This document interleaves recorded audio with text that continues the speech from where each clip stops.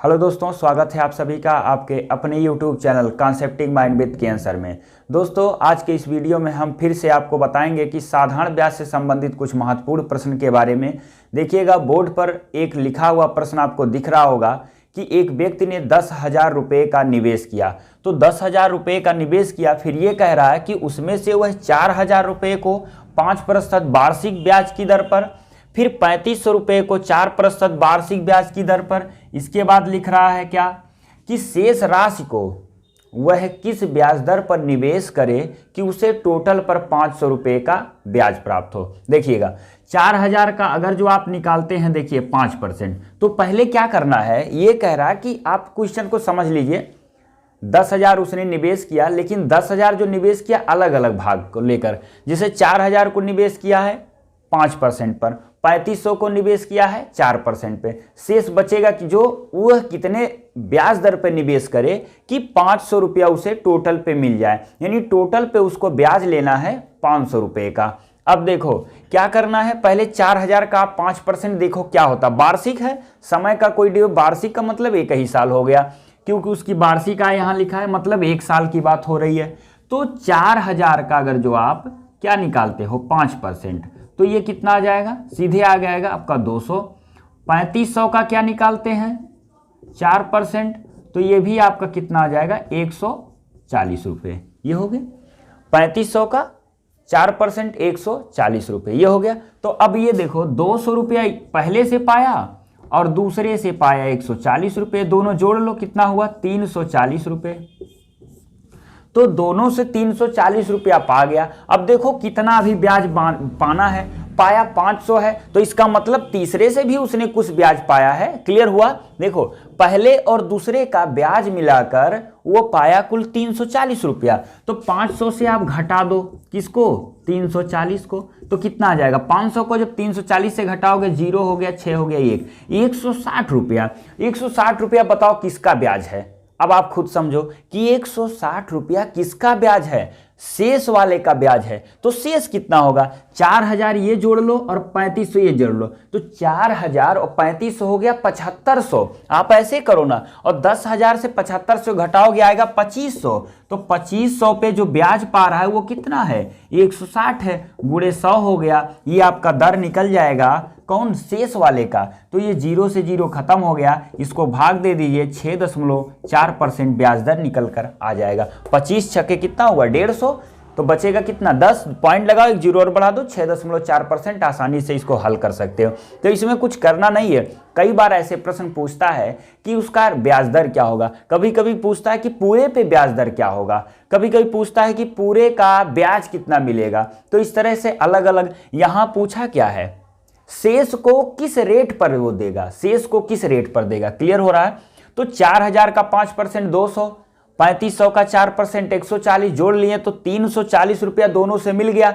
तो 500 से घटा दो, क्योंकि टोटल 500 ब्याज है, तो बचा 160। 160 किसका ब्याज है, शेष वाले का। तो शेष वाले का हमको ब्याज दर चाहिए, पूछा है। तो देखो 10,000 टोटल था ही, तो 4,000 3500 मिलकर हो गया 7,500, बचा कितना 2,500। तो 2,500 का जो ब्याज मिले रहा है वो 160 है, तो इसको रेट में बदल देना है, दर में यानी परसेंटेज में। तो ये हो गया 6.4%। तो इस तरह का प्रश्न जब भी आए इसी तरह का आपको कर लेना है, और कोई नियम लगाने की आवश्यकता नहीं है, एकदम बेसिक रूल है, आसानी से इसको हल कर सकते हैं। आइए अगला प्रश्न देखते हैं क्या है।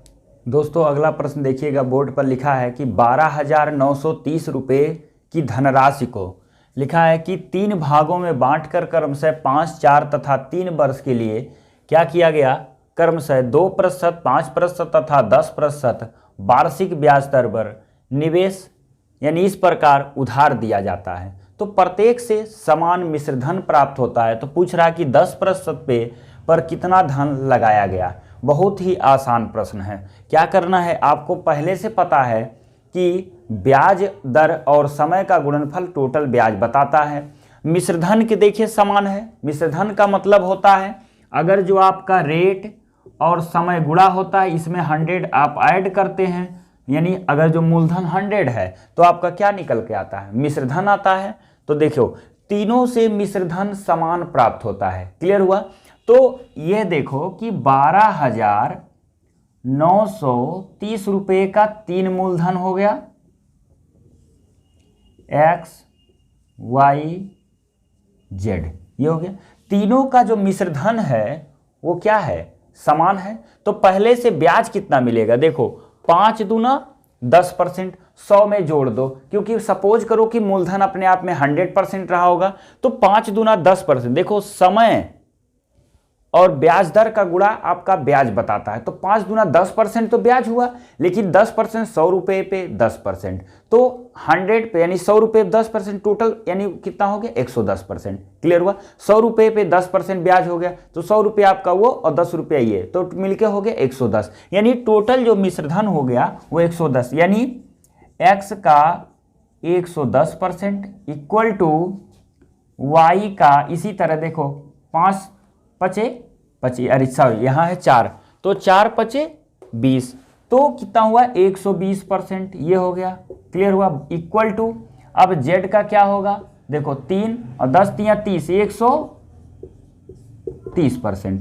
अब इसको अनुपात में बदल दो, देखिए परसेंटेज जीरो खत्म, परसेंटेज जीरो खत्म, परसेंटेज जीरो खत्म, तो अब अनुपात में क्या है, x into 11, y into 12, z into 13, ये क्या है, बराबर है। तो x y का अनुपात आप बनाओगे कैसे, देखो x संबंधे y संबंधे z, तो तीनों राशि का अनुपात क्या होगा, समझ में आ रहा होगा। देखो जब x का बनाना है तो 11 को छोड़ दो, 11 यानी 12 इंटू 13, तो 12 3 36 का हो गया 6, और 12 करने 12 और 3 हो गया 15, यानी पहली राशि हो गया 156 रुपये, अनुपात लिख लीजिए। अब देखिए y का बनाना तो 11 गुणे 13 143, फिर अनुपात हो गया। अब z का बनाना तो 13 को छोड़ दो, 11 गुणे 12 करेंगे 132।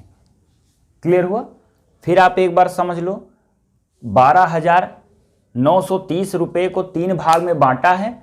पहले भाग को 5 वर्ष के लिए 2% पे, दूसरा भाग है 4 वर्ष के लिए 5%, तीसरा भाग है 3 वर्ष के लिए 10%। इनका मिश्रधन भैया बराबर है, तो मिश्रधन हम बराबर कर लिए। तीनों की धनराशि एक्स वाई जेड है। क्लियर हो गया, x का 110%, यानी जब ब्याज दर और समय का गुणनफल करोगे तो दर निकल कर आएगा, यानी टोटल ब्याज, तो 5 दूना 10% ब्याज हो गया, 100 में ऐड कर दो 110% हो गया। तो x का 110%, y का इसी तरह 120%, z का 130% बराबर आना चाहिए, तो हमने बराबर कर दिया, कहा है तो हम कर दिए। अब देखो 0% यानी 0 0 और 0 और परसेंटेज सबका खत्म हो गया, बचा x into 11 equal to y into 12 equal to z into 13। अब देखो क्या करना है, अनुपात कैसे बनाना है, आसान तरीका, x का बनाना है तो x की वैल्यू छोड़कर y z का गुणा कर दो, तो हो गया देखो 156। अब y का निकालना है तो y की वैल्यू छोड़कर x z का गुणा कर दो 143, z का निकालना है तो पहला और आखिरी क्या, पहले को छोड़ दो, इन दोनों का गुणा कर दो 132। हमको निकालना क्या है, 10% वाली वैल्यू निकालनी है। क्या निकालना है, 10% पर कितना उसने क्या किया, कितना धन लगाया, तो 10% वाला का अनुपात क्या है, देखो ये था आपका 2%, ये था 5% और ये था 10%, और ये समय कितना था, देखो 5, और ये समय 4, और ये समय कितना था 3। तो सबको पहले अब जोड़ लो, देखो कितना हो गया, हमको कितना चाहिए, 10% पे लगाया गया धन, देखो 10% वाली वैल्यू निकालनी है,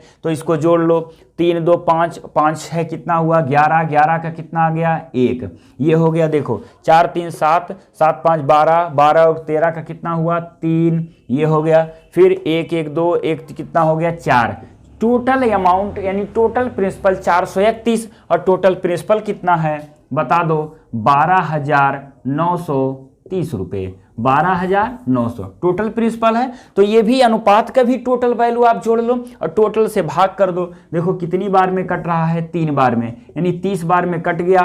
तो 30 बार में जब कट गया, हमको 10% वाली की वैल्यू चाहिए, तो इस 132 में हम क्या करेंगे, 132 में 30 का गुणा कर दो, हो गया 3 दूना 6, 3 त्रिका 9, 3 एकन्ने 3, ये हो गया 0, ये निकल कर आया, यानी 3,960 रुपया, यानी 10% की वार्षिक ब्याज वाला जो मूलधन था वो है 3,960 रुपया।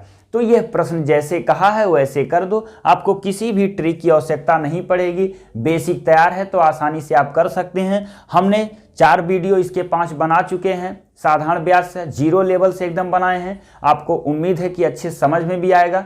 लिंक डिस्क्रिप्शन बॉक्स में सभी वीडियो का लिंक मिल जाएगा, वहां से आप आसानी से समझ सकते हैं कि साधारण ब्याज होता क्या है, उसके कैसे कैसे एग्जामों में प्रश्न आते हैं। वही प्रश्न हमने आपको बताया है, वहां से जाके वीडियो देखिए। दोस्तों वीडियो पसंद आएगा तो लाइक और सब्सक्राइब जरूर करिए।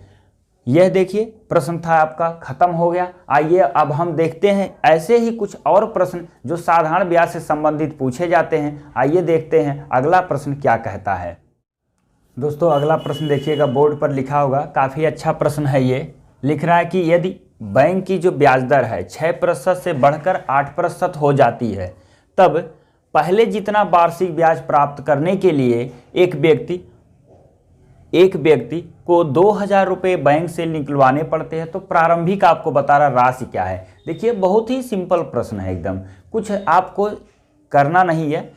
अक्सर लोग क्या करते हैं, ट्रिक तमाम तरह के फार्मूले रटवाते हैं। देखिए ज़्यादातर इसी में बच्चे तो और कंफ्यूज हो रहे हैं आजकल। क्या है इसमें कि लोग एक ट्रिक बता रहे, ट्रिक ट्रिक ट्रिक, अरे सब ट्रिक ही सब आजकल खोज रहे हैं। ट्रिक होता क्या है, एक प्रश्न आप लगा लिए, अगला प्रश्न चेंज कर देगा, कन्फ्यूज हो जाएंगे। और एग्जाम में आजकल इसीलिए हो रहा है, जितने भी आप देखिए आपका एकदम आसान पूछ रहा है, ट्रिक रटे हैं उसमें भी आप गलत करके चले आ रहे हैं। ट्रिक को नहीं रटना है, कॉन्सेप्ट आपको क्लियर करना है। कॉन्सेप्ट क्लियर है, कभी भी प्रश्न गलत नहीं होगा, कम समय में भी आप हल कर सकते हैं। ट्रिक तभी लगता है जब आपका कॉन्सेप्ट क्लियर होता है। और ट्रिक क्या होता है, बहुत क्षणिक सुख प्राप्त करता है, आपको बहुत आनंद आएगा। कोई भी पढ़ाता ट्रिक से बहुत खुश हो जाते हैं कि सर तो बहुत बढ़िया, बहुत जल्दी से बता दिए, सॉल्व कर लिए, लेकिन आपको आनंद उतने देर तक लिए रहता है, एग्जाम में वो आनंद नहीं मिलता है, इसीलिए आप अपने सिलेक्शन से वंचित रह जा रहे हैं। तो आपको कॉन्सेप्ट क्लियर रखना है।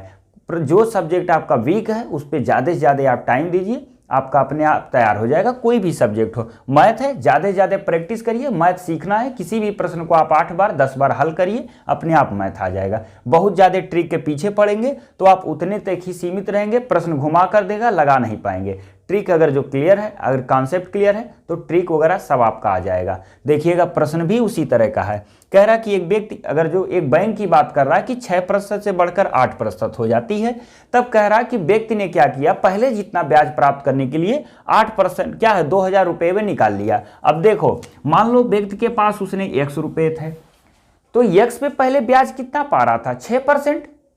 क्लियर हुआ, इसका ब्याज कितना पा रहा था 6%, तो ये उतने ही बराबर होगा जब इसमें से 2,000 निकालकर 8% निकालेगा। देखो ब्याज दर बढ़ेगा तो कम समय का ही ज्यादा रुपया मिल जाता है, कम मूल्य का ही। तो देखो अगर जो X से 2,000 आप घटा देते हो तो इसका अगर जो 8% निकालो तो भी आप उतने ही पाओगे। क्लियर हुआ, पहले उसने पूंजी जमा किया X रुपये, उस पर ब्याज मिला 6% का, तो जब 2,000 रुपया निकाल लेता है तो उसका जब 8% है तो उतना ही ब्याज पाता है। देखो x माइनस 2,000 इंटू 8%, तो यहाँ से प्रतिशत क्या हो गया, खत्म हो गया।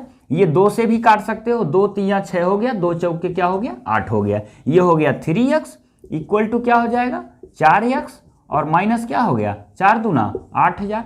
इन दोनों का डिफरेंस माइनस में आएगा, माइनस माइनस खत्म, तो x बराबर क्या हो गया 8,000। बताओ इसमें क्या सोचना है, क्या ट्रिक, हम आज तक यही नहीं समझ पाए। बच्चे कहते ट्रिक ट्रिक ट्रिक तब काम आता है जब आपको उसी लेवल का प्रश्न मिल जाए। ट्रिक छोटे छोटे लोग बताकर आनंद एकदम बता देते हैं, आनंद हो जाते हैं बच्चे, उसी में तो आजकल दिक्कत हो रही है। आनंद आपको क्षणिक सुख नहीं लेना है, आपको क्या करना है, कम समय में प्रश्नों को हल करने के लिए कॉन्सेप्ट क्लियर रखना पड़ेगा, तो आपको ट्रिक भी आ जाएगा।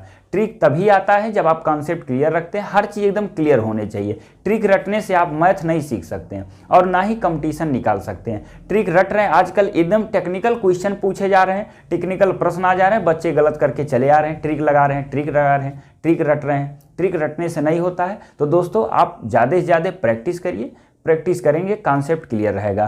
तो दोस्तों ये साधारण ब्याज के कुछ प्रश्न थे। अगले वीडियो में हम कुछ और नए प्रश्न लेकर आएंगे। वीडियो पसंद आए तो लाइक और सब्सक्राइब जरूर करिए। धन्यवाद।